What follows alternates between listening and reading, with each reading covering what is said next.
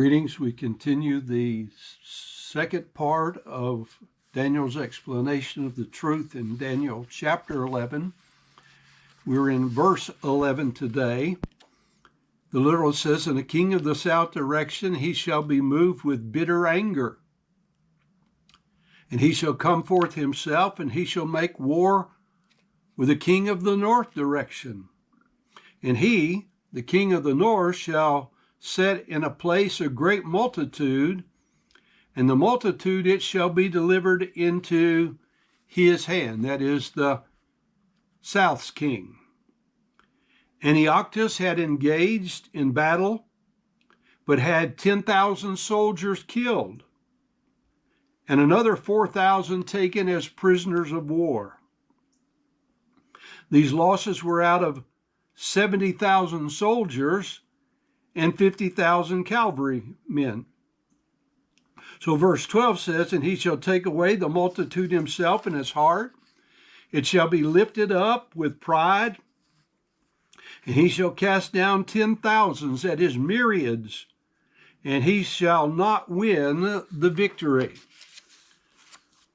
Ptolemy Philopator was enraged at his losses, but instead of mustering an army and returning to Syria to avenge himself, instead he journeyed into the land of Daniel's people and returned to his luxurious and lustful lifestyle, even entering and defiling their holy temple.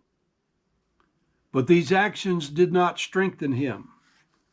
Verse 13 says, "And the king of the north, he shall turn back again, return, and shall lead a great multitude, greater than the former multitude."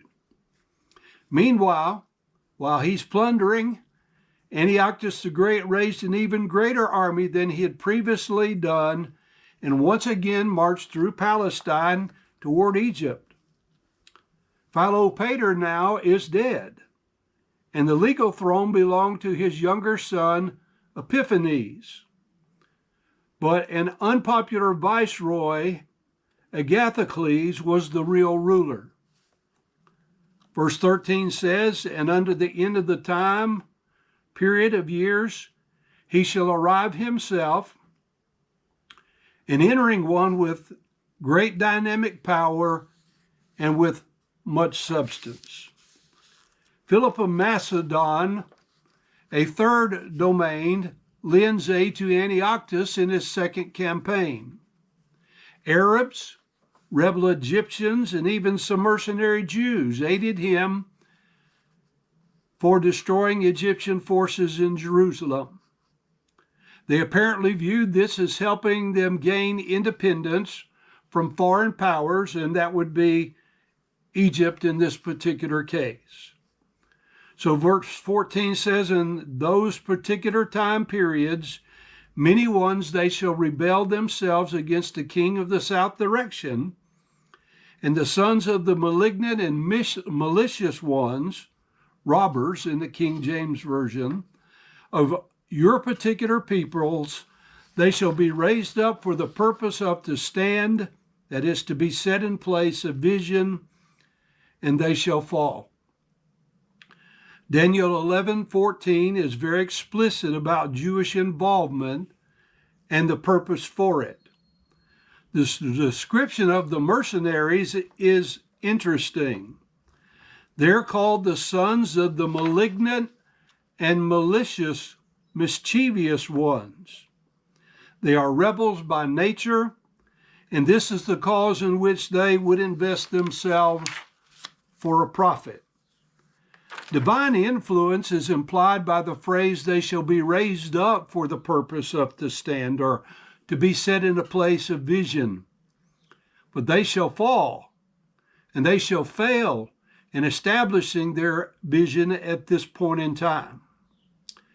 Now, we're going to stop here for the time being, but many years have passed during this third phase of the four kingdoms which Daniel foresaw in chapters 2, man's description, and chapter 7, God's description.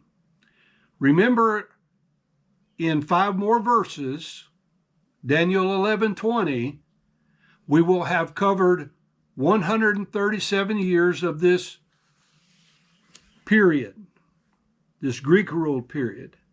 And we must conclude that God is still on the throne. He still governs in the affairs of men. He still sets up rulers. He takes rulers down, and he does it according to his will and according to his time schedule.